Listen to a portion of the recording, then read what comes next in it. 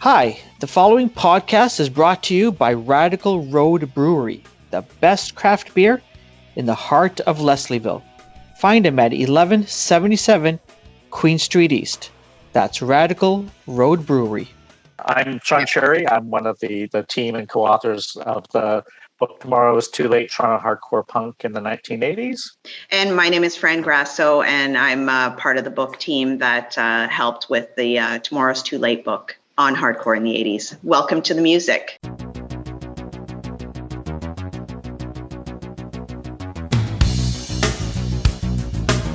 Welcome. I'm very excited to have you both on with us today. I want to tell you a very quick story to start off. And it was, I think 21, I was a musician touring and stuff, and I got a hernia. So I went up to Shouldice Clinic up in Thornhill, and I was getting my hernia done.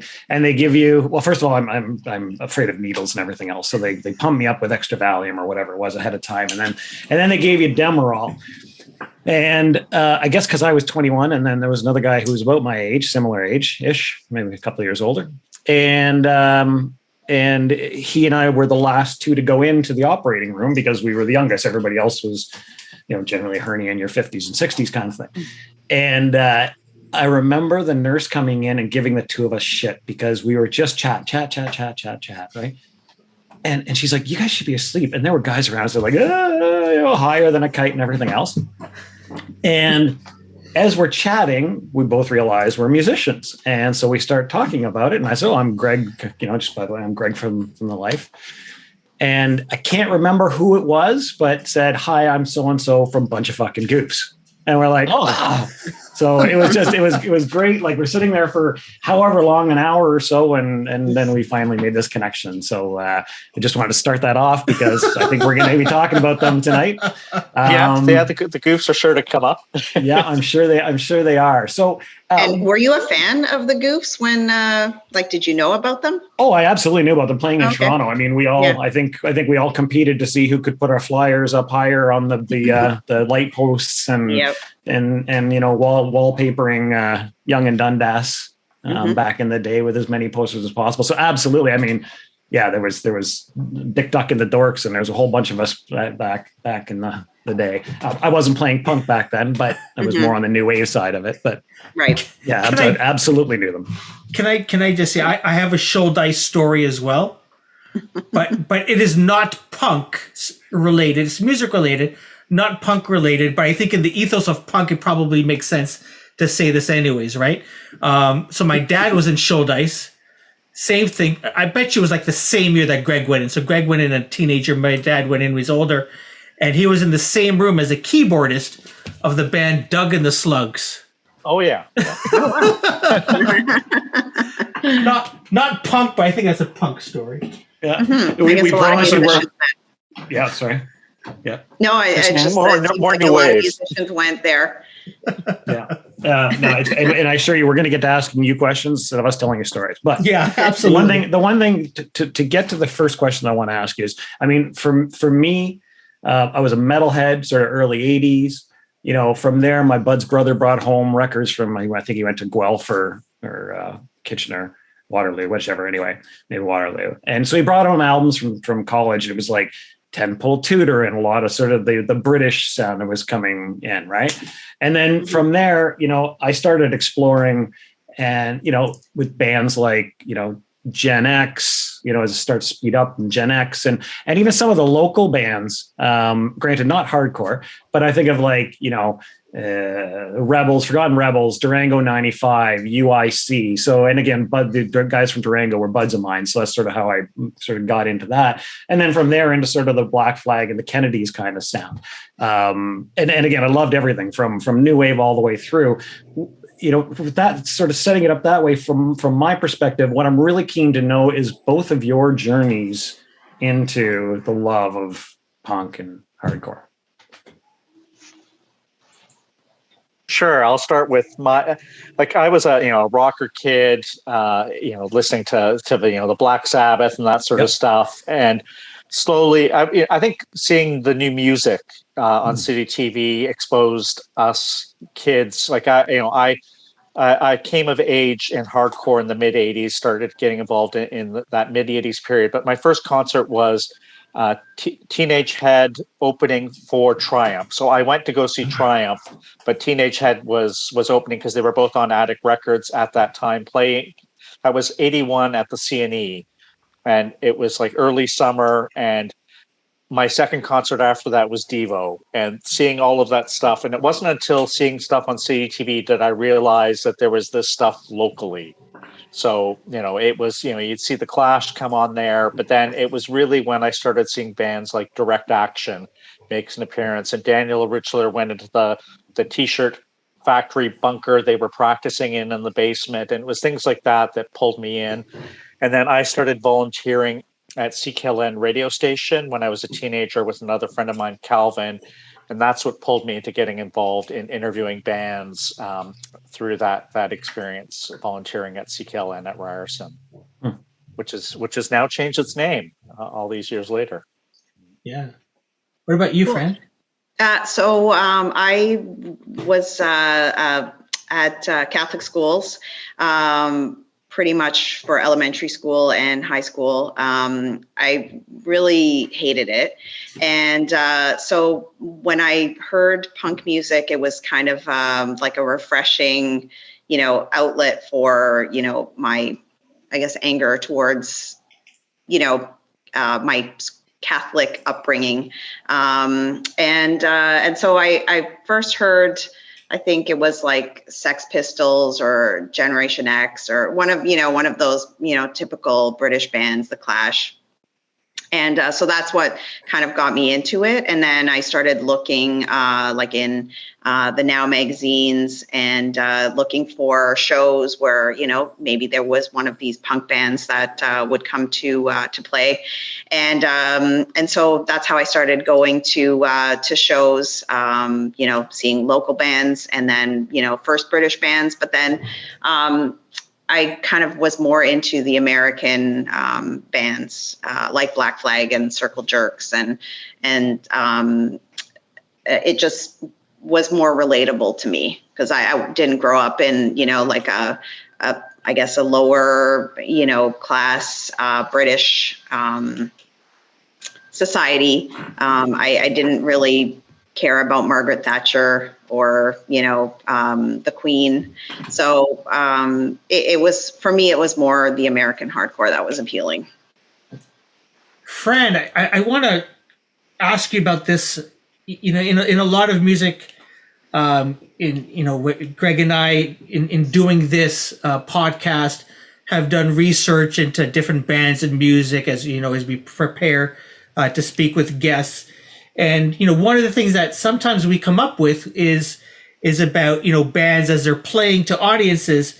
One of the complaints, if there is ever a complaint, was there was a lot of guys in the crowd. There's a lot of quote unquote the term bros. Right. And in doing some research into this particular book and into, more particularly into the scene, there seems to be, and correct me if I'm wrong here, Fran, an acceptance of all people. It wasn't, this is only for the high school kids or the rebels, but, whether you were a guy or a girl, whether you were gay or queer, like whatever, This is your home. I'm wondering if you could talk a little bit about that. Sure. Yeah, that is true. It was basically where misfits could get together and find their people. And I'm sure Shawn agrees that, the scene was very accepting of, gay people and, just nerds, anybody who didn't really fit in, was welcome. I never had a problem. I always felt comfortable around the guys that I used to hang out with. And you're right, there wasn't as many women as there were men. But there was never a threatening feeling for me. And it maybe had to do with the type of crowd that I hung out with. But yeah, and I don't know if Shawn wants to elaborate.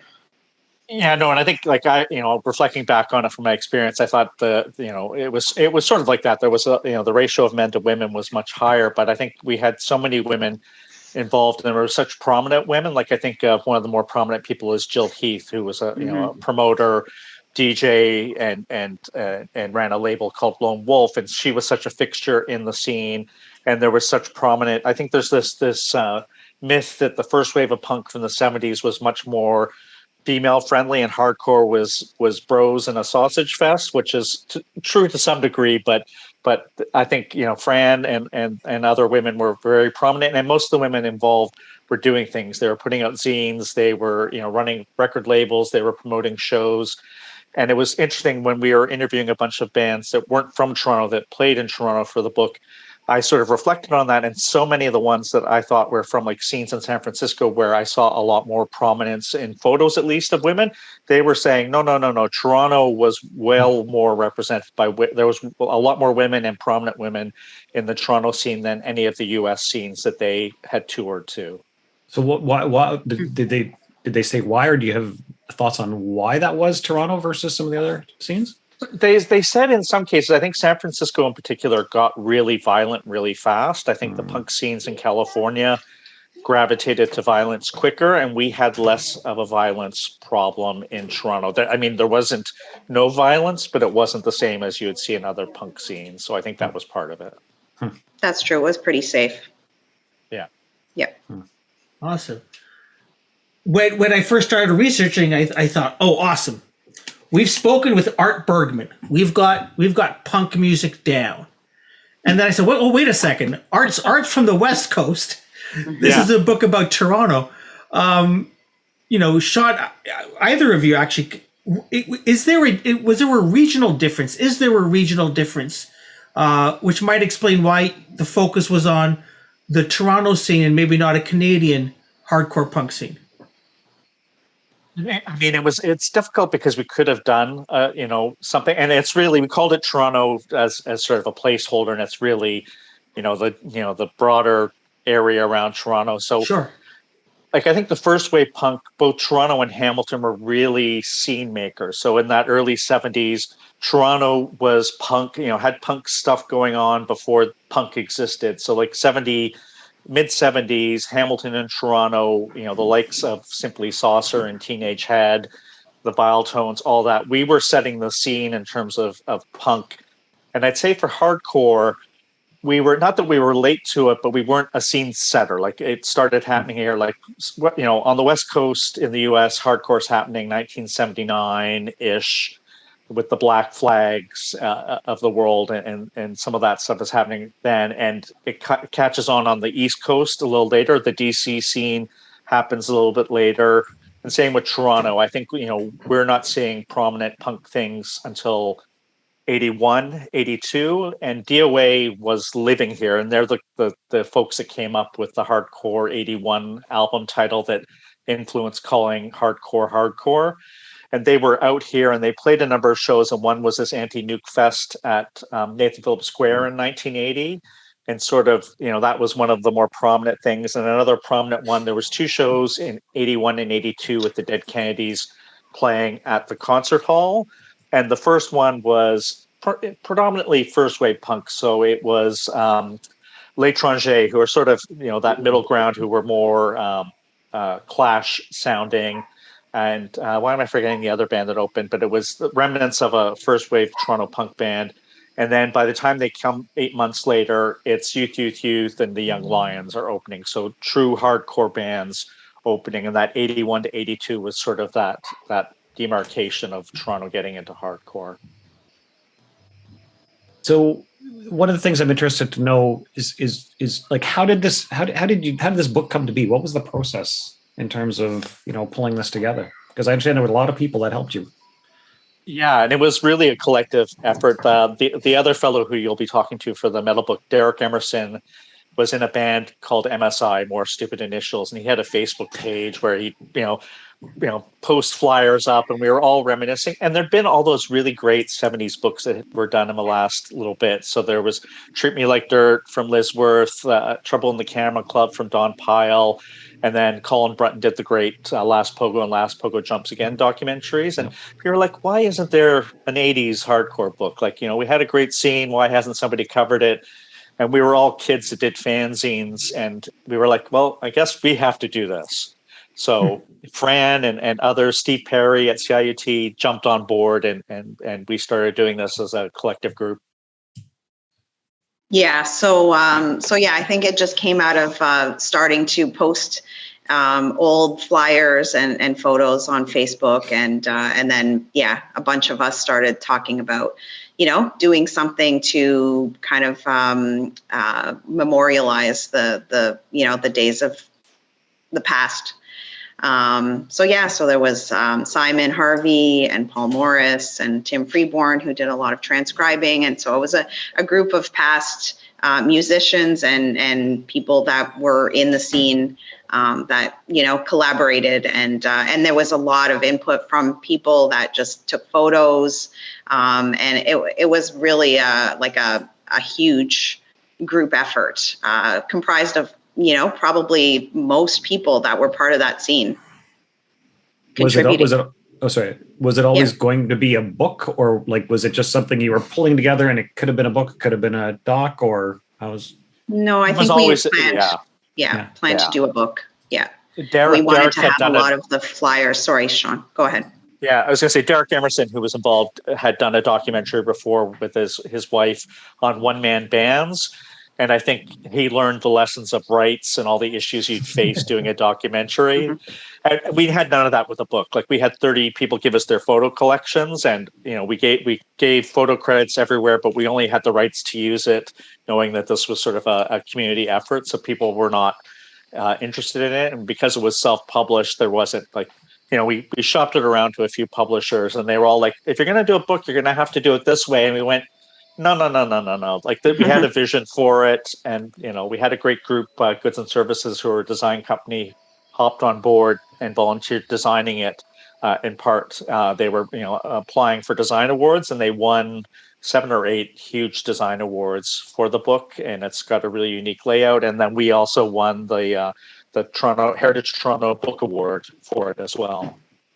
Nice. Yeah, and Flash That's Reproductions helped us actually create the book as well. So that was good. And they were the printers. Yeah, That's fantastic. I assume, to your point of what you mentioned earlier in terms of people coming forward, and like word gets out around something like this, people want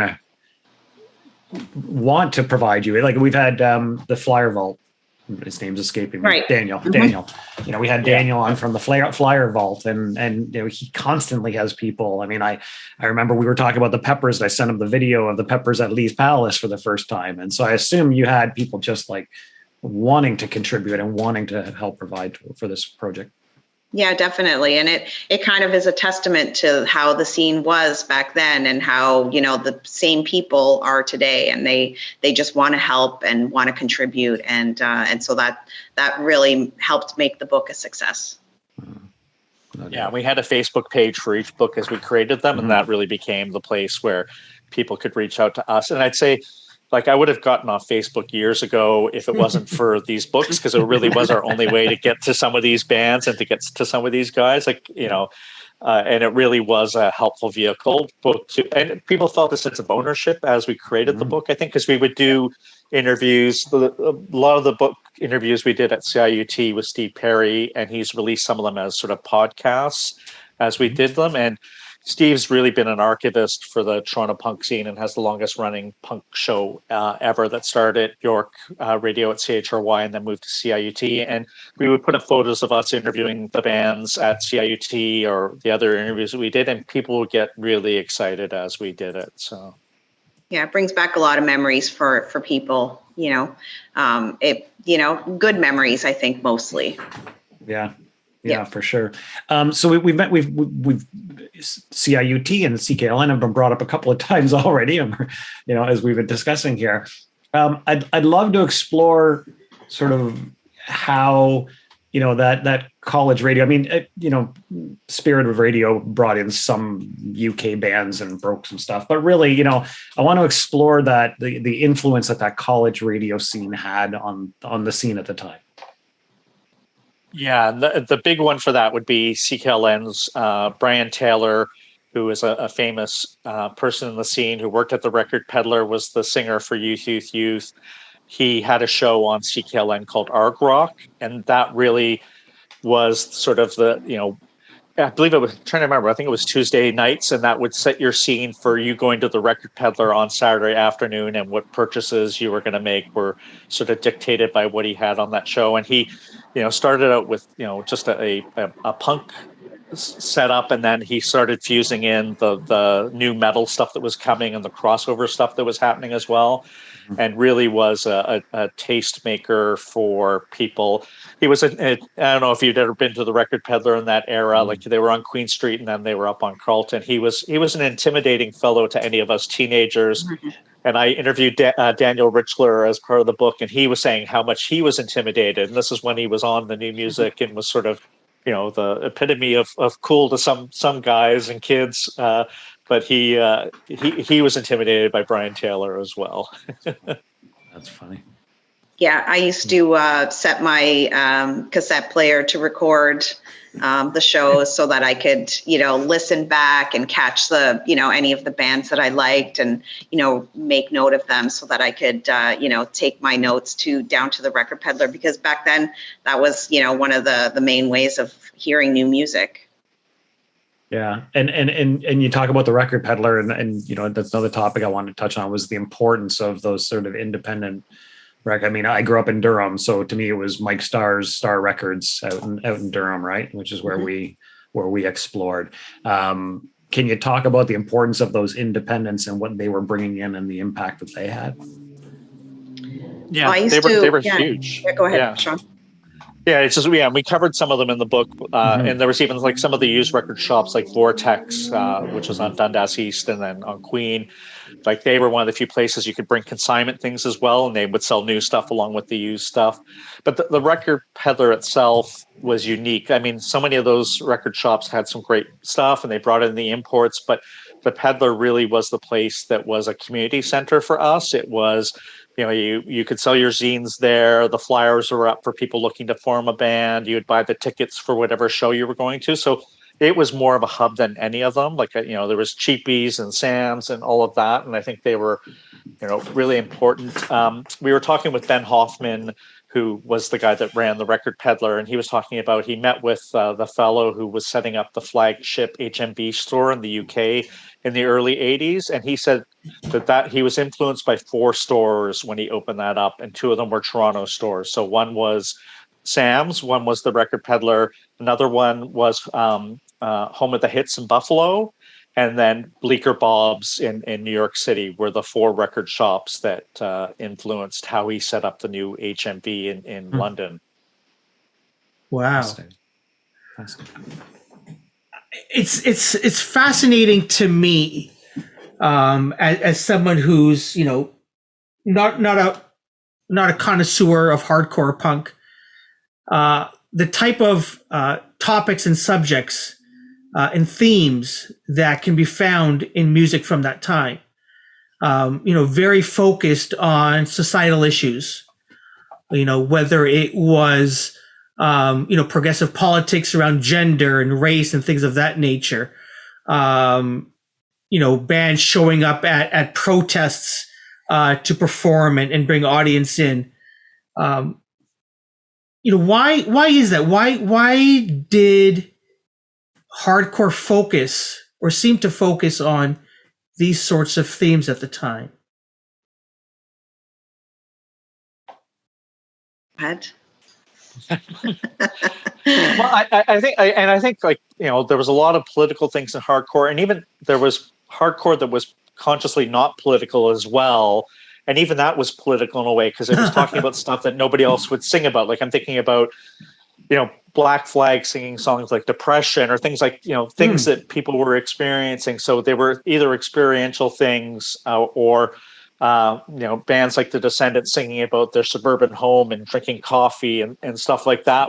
It was still antithetical to what all the music was. And I think it was really a response to how bloated rock got. And I think it was like, okay, like, here, those scenes of the Rick Wakeman playing the keyboard at Wembley Stadium or things like that, and the excesses of rock was really about stripping it down. And I think, we all, the music we listened to all gravitated towards stuff. And as Fran said, she wasn't interested by the politics of the UK.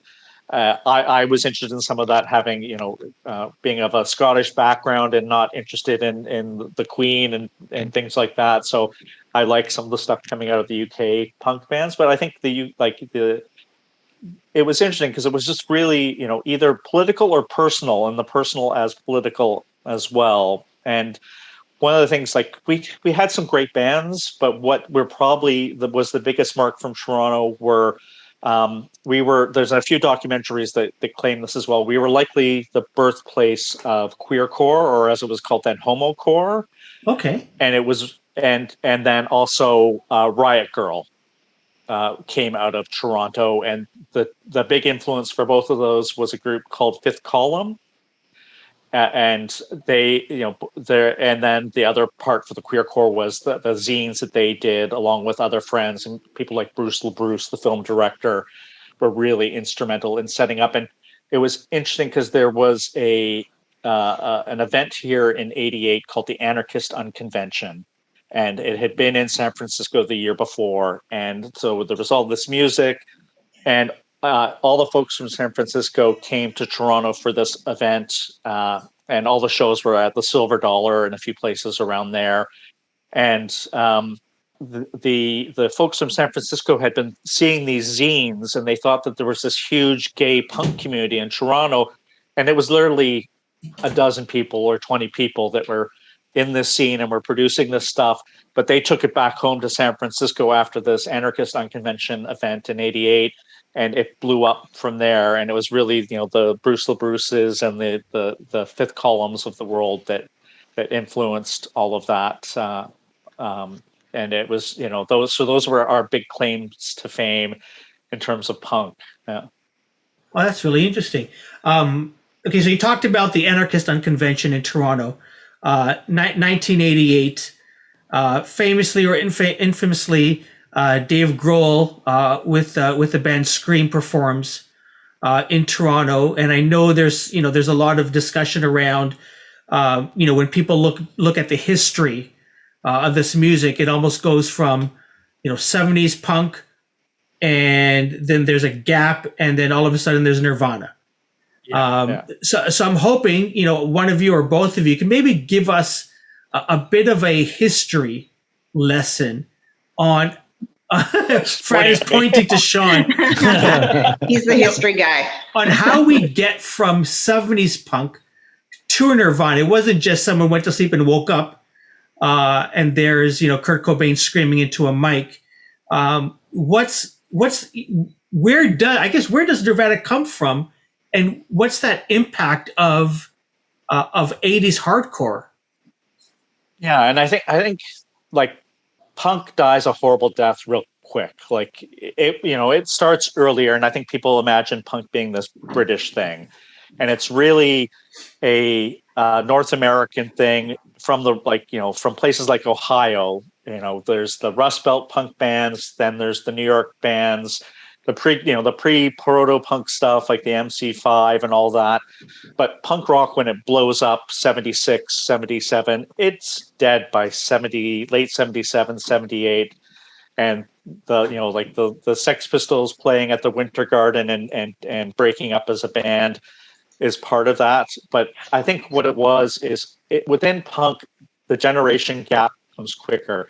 There's these basically 4-year periods, and I think by the late 80s to the late 70s, rather early 80s, there's this sense of that punk thing was interesting, but we can do it better. And some of the bands we talked to from Toronto, some of them were looking back at the old first wave punk bands in Toronto and wishing that they were more interested and involved in the music they were starting to create and the stuff they were interested in. And some of them were like, oh, I wish Steve Leckie from the Violetones would come see my show or whatever. And then others were like, screw them. They're old men. We're going to do this faster. We're going to bury them. We're going to do this our way. And it was like, there was this real divide of all the bands we interviewed. And some of them, more of them said, oh no, that music, yeah, that sucked. We're doing this better. We're doing it faster. And there was elements of, in hardcore that we took from from that first wave punk, but we did it to an extreme. So first wave punk, there's a lot of DIY stuff, but we crank up DIY. Like there was, in that first wave, everybody, including the Canadian bands, all wanted to be signed to a major label. By the time hardcore happens, that wasn't a question. Like we were all doing it on our own. We were putting out independent things. And then the other thing that you see too is participation. So, a lot of people were part of that first wave of punk scene, and you see this great participation. But when hardcore comes, everybody's involved. Like you're doing something in the scene, and it's very participatory. It's not this consumer culture thing. It's not a fashion. And hardcore strips away the fashion. You still saw people with mohawks and stuff, but what was, I guess, the grunge look was sort of what hardcore looked like more. It was all, kids in lumber jackets and t-shirts and jeans and skateboards or that sort of thing. It was happening then. So I think hardcore was just a new wave of kids coming up thinking, okay, well, there was some good stuff happening there, but we're going to do it differently. We're going to do it faster. We're going to do it better. And you see in the first wave of punk too, it's also, there's the fourth wall is still up. So you see like a show of the Ramones in the 70s and everybody's sitting there and clapping. And then by the time hardcore happens, we're jumping off the stage. There's no divide between the band and the stage. That disappears under hardcore as well now. Wow. That's true. Yeah, we used to sit on the stage and watch a lot of the bands, and there was lots of times when bands would play not on a stage, just like on the ground with everybody else, and people from the crowd would join in and, jump on the mic. And it was Shawn is right. It was more of a, like a feeling of togetherness rather than, like just consumers. A communal experience kind of. Mm-hmm. Yeah. And that whole sing-along thing becomes more common. Like you would sing along, or there was always bands like, it became formulaic at one point, but you'd have like, a really good hardcore band would have a break in a song where you knew there would be for thrashing in the pit. And they just sort of created this environment where, it's like, we're coming into town, we're playing, and people are going to, react and dance to us no matter what. Whereas I think the first wave of punk was still this thing you consumed and you sat there and you watched as part of the audience. And Dave Grohl was in a hardcore band from Virginia, outside of Washington, D.C., called Scream. And they played here at least 4 times. They played, when we get into the lost venues, we'll tell you about a club in the Annex called The Bridge, but they were playing that time at the Silver Dollar. Sort of, we moved to the Spadina late 80s. Punk sort of moved there after it got kicked out of all of its other homes that we can go into. And one of the headliners was also an infamous group called Millions of Dead Cops. Mm-hmm. And they would change their name. It would be Multi-Death Corporation, anything that would spell out MDC. And they crossed the border illegally to get into Canada because I think they had some warrants for a previous time they were in Toronto when cops pulled them over and found their Millions of Dead Cops t-shirts or buttons or things like that. So they came over by canoe on water from a reserve. So they crossed over one of the reserves and then got picked up in a van, were brought into Canada. And there was the OPP were looking for them the whole time. So even when they went on stage, there was a local band called Problem Children that went out calling themselves Millions of Drunk Canadians and started performing some of their songs to see if the OPP would come out. But eventually I happened to be out front when the OPP did show up, and they were trying to arrest Scream. They thought they were MDC, and they were like grabbing Dave Grohl and everybody else to arrest them, looking for MDC. Wow. That's hilarious. Oh my goodness. Wow. Well, I think that's a perfect segue into the lost venue topic. I mean, normally, as we talked about before we jumped on the call here, we usually ask our guests sort of 1 or 2 lost venues, but I think we can probably talk about a lot of lost venues. So, the Bridge, I was listening to, an interview that you did. Can't remember what it was, but it was live. It was, and is it Dave from The Bridge was there? Is it Dave? I think. Am I correct? Trying to think. One of the owners, one of the founders. Oh, Maybe I'm wrong. Oh, well, no, it was a woman named Doug. Ildiko and Doug Galbraith. Doug, yeah, who's quite a character. Yeah. So yeah, I'd love to explore that. As our first lost venue. The impact sounded huge. I've got a spreadsheet here that Derek pulled together as we were doing the book that sort of cataloged every flyer or ticket stub or thing that we had. And so we have a whole database of shows from that era, because the Bridge starts out as another venue. But let me pull up the dates here.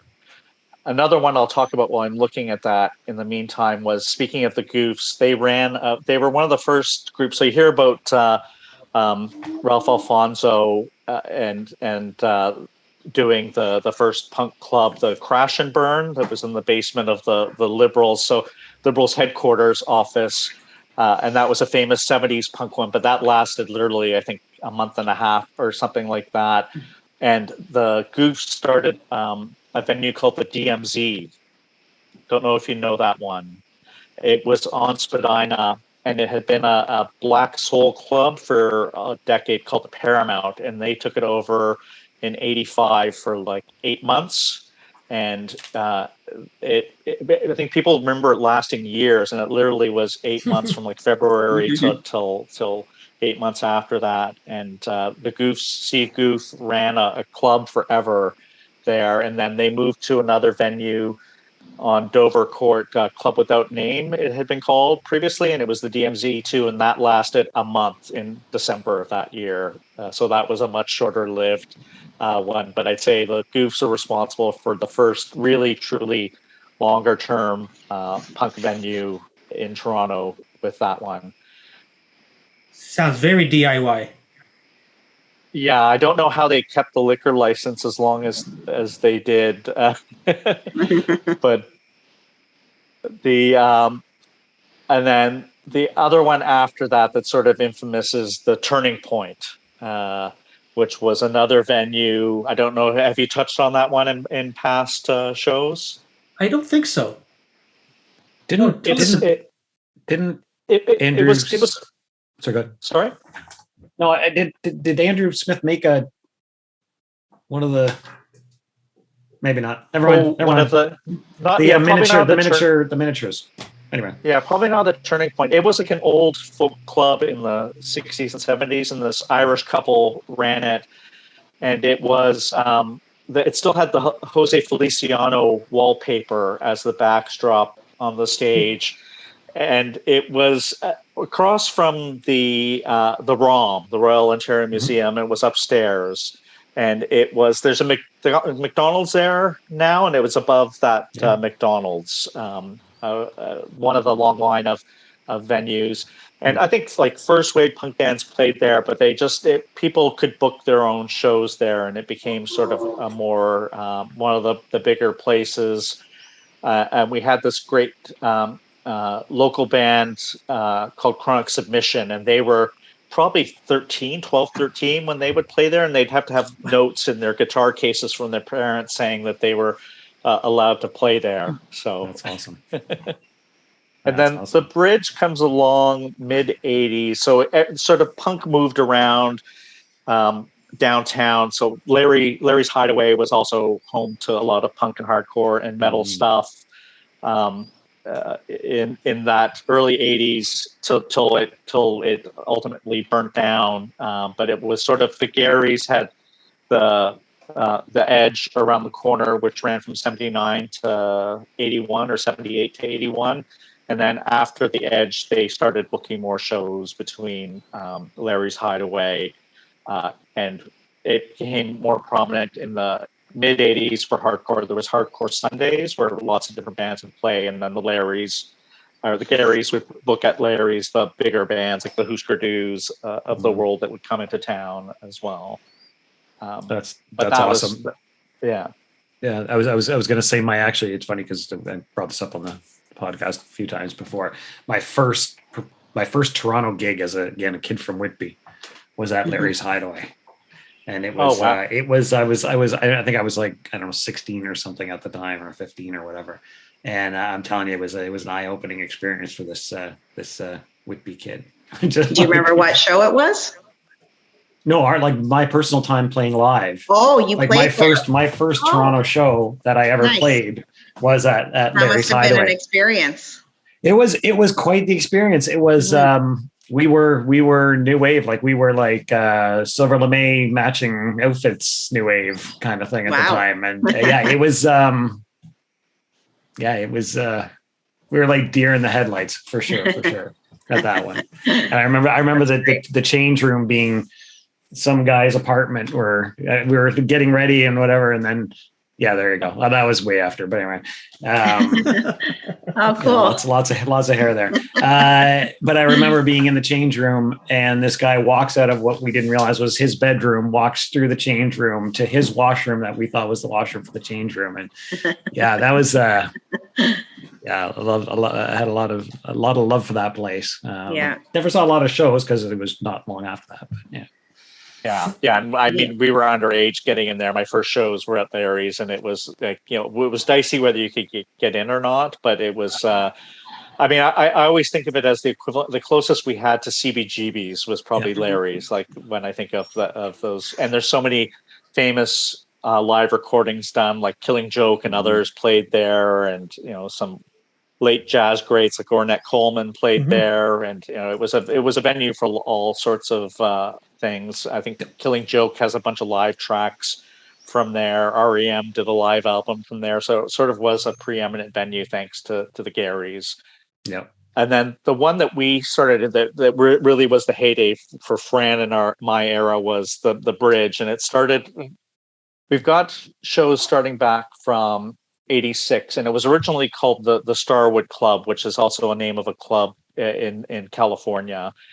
And it was a fellow named Shawn Pilot who started booking there. He was a promoter who also, there was a club on Yonge Street called the Upper Lip, and he would book there as well. And then he ran another venue further down the street. And then he moved over to this place in the Annex, and he would go into a neighborhood and look. And this place was a Hungarian restaurant, and they had ballroom dancing at night. And we interviewed Doug about it, and they weren't making enough money. Ballroom dancers didn't drink.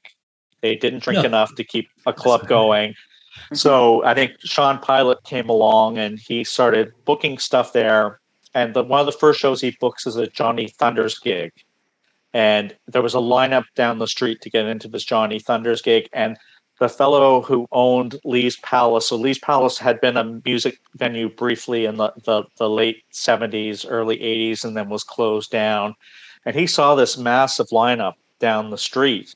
And so this Johnny Thunders gig was the inspiration for him opening Lee's Palace, because he went, oh, there's a market for this. So Shawn Pilot was very influential in that way. And he was also, he was also involved in the hair metal and metal scenes, and was manager of Sebastian Bach at one point as well. Oh, neat. So that venue, it became the Bridge shortly after that, and it lasted as the Bridge for quite a while, and then it changed its name. I think it got closed down. I don't know if it was like a liquor license infraction or something, and then in October 86, it becomes Ildikó's, which was the name of the woman that owned the space, and she was like a high school teacher, a woman of Hungarian descent, who just thought, okay, well, as a side business, I'm gonna do this. And we learned from Doug how much the rent was costing them and what an expensive venue it was. And basically most of the venues that were letting us in, and most of the case we were underage, were these old man bars and restaurants that were hanging on by their knuckles.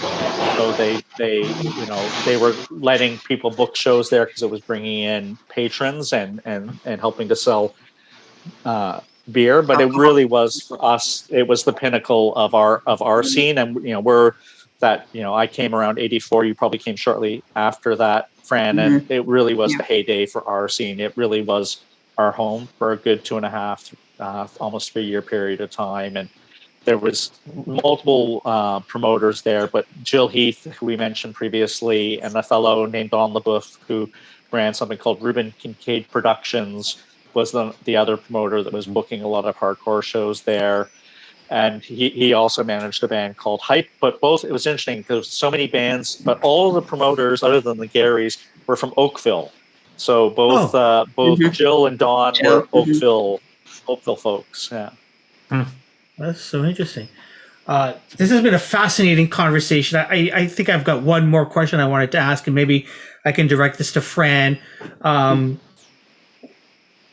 In focusing in on Toronto, one of the reasons that we have this segment called Lost Venues is, venues have been closing for years, but it just seems that, especially in Toronto, the real estate market is just bonkers. No matter where you are, whether it's even for residential homes, but even if you imagine these clubs, the amount of rent or taxes that needs to be paid just to keep this open, you almost need a millionaire or a billionaire to come along and save a club. That's recently happened as an example, but hardcore punk, very do-it-yourself ethos. And it seems with these costs that the kids, really, the youth that would make this music, that would come out and say, we're going to do this. And, they're out in the suburbs now, or even further than that, is there can hardcore ever come back, or can a DIY music community ever exist anymore in Toronto with taxes and rents being so high and venues almost being non-existent? I think it definitely can. Okay. I'm not sure exactly how. I understand what you're saying about the real estate market. It is pretty insane. So many businesses after, this pandemic have shut down, and it is hard to sustain. But I think there are still a lot of people that are interested in making new music and are creative enough to find out ways to perform. So I could see that. Yeah, I don't think that's something that will prevent people from doing a DIY. Yeah, I'm thinking with technology, it's almost easy. I was just watching David Letterman's episode with my wife the other day, and oh my goodness, the name of the artist, her and her brother, Billie Eilish, making hit records in their room. There's a sort of DIY ethos there, but in terms of, I'm thinking more like the community coming together, and whether it's in a small place with 20 people in a tiny room, where you're playing and you can taste the sweat and feel the humidity from everyone else. Can that exist anymore? I'm wondering. I think it can, Shawn. I don't know what you think. Yeah, no, I think we've got some thriving things, and before the pandemic we were already hitting some issues with venues and availability of venues in Toronto. We had a very thriving festival called Not Dead Yet that was this big international festival, and it was very indie and it drew bands from all over the world, but we did the book launch at their last Not Dead Yet fest. They're still putting on shows here and there, but I think, clubs like the Hard Luck and the Bovine are still home to punk rock. And then, punk rock thrives in bizarre places. I think in certain times, church basements or Legion halls were the place to go. And just the other weekend, a friend of ours, Al Nolan, who runs Cursed Blessings Records, did an alley show for one of his bands in an alley in Toronto. So there's people find places to do things. So.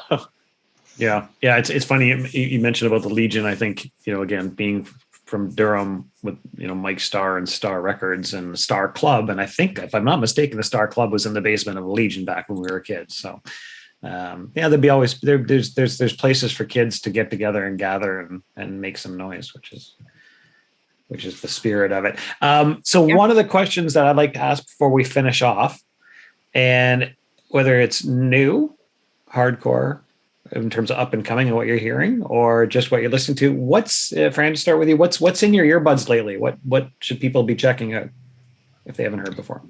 Of new hardcore. Not necessarily new. It could be what you're still listening to today. I still listen to the classics. My friends' bands, MSI and Sons of Ishmael. And obviously like the old American stuff, Black Flag, Dead Kennedys. I unfortunately don't listen to a lot of new stuff these days. That's about it. Yeah, fair enough. Shawn? Yeah, I mean, I listened to all the classic stuff, and I've obviously, even at the time, was into all sorts of other music and find stuff. I'm finding, it's probably the old man syndrome or whatever. But as I look for new stuff, and I'm finding not so many things that are fusing new. Like I'm finding people are doing really great versions of stuff that happened before. But there's little gems that happen here and there, and things like Bob Vylan out of the UK, who is part of the grime scene there, fuses the spirit of punk with hip hop elements too, and he's like a young black immigrant in the UK, or groups like the Sleaford Mods who sort of take what's happening and do that. I find inspiration. To me, it's always like, what's the new thing, and I'm not a lot of new music I'm finding today is rehashing sort of styles of before without adding something new to it. But those are just a couple of examples of bands who I think are doing something different with the material. And any thoughts on the post-hardcore sound? I mean, to me, it's like the same. It's like everything, the post-punk and then the post-hardcore. It's still embedded in the spirit of those things. So, like, I was inspired by post-punk while I was listening to hardcore, and I think there's some groups, like I've not given much attention to the Turnstiles of the world that is all the rage now in hardcore, but that like young folks are liking Turnstile, so all the power to anybody that sort of sees them as a torch bearer. But well, fair enough. Fran, Shawn, thank you so much for spending time with us. This has been really fun and very enlightening for someone like myself. Well, thanks for having us. We really appreciate it. Yeah. So listen, I know the book is you're out of stock. But if people want to, be connected to the community, where's the best place for them to go? Yeah. So, and you can take the book out of the Toronto Public Library. They still have it. Our new book, the Eve of Darkness one, which you'll be talking about shortly on another episode, is still available. But if you look up UXB Press on Instagram and YouTube, we're there. Derek's curating lots of really great videos on YouTube, rare old videos. UXB Press on Instagram, and then if you type Tomorrow is Too Late into Facebook, you'll find our page there. We're still posting, and Eve of Darkness as well. You'll find our page there for that book as well. Awesome. Fantastic. Shawn, Fran, thank you so much for sharing with us today. It's been fun. Great. Thank you so much. Have a good night.